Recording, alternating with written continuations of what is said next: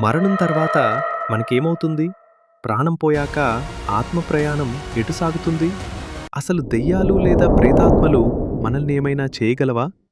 ఈ ప్రశ్నలకు మన పురాణాలు ఇచ్చే సమాధానమేంటో ఇప్పుడు తెలుసుకుందాం. శాస్త్రాల ప్రకారం శరీరం నశిస్తుంది కానీ ఆత్మ అమరమైనది.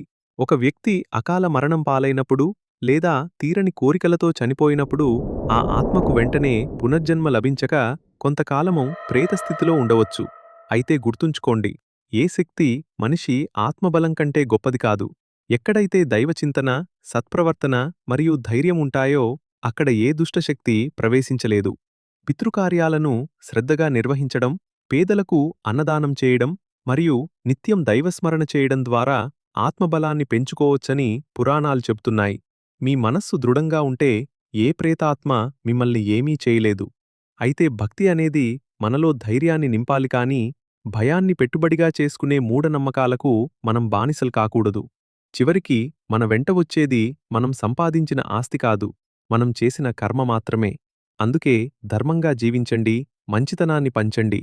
మీరు కూడా కర్మఫలాన్ని నమ్ముతారా? అయితే వెంటనే కామెంట్ చేయండి.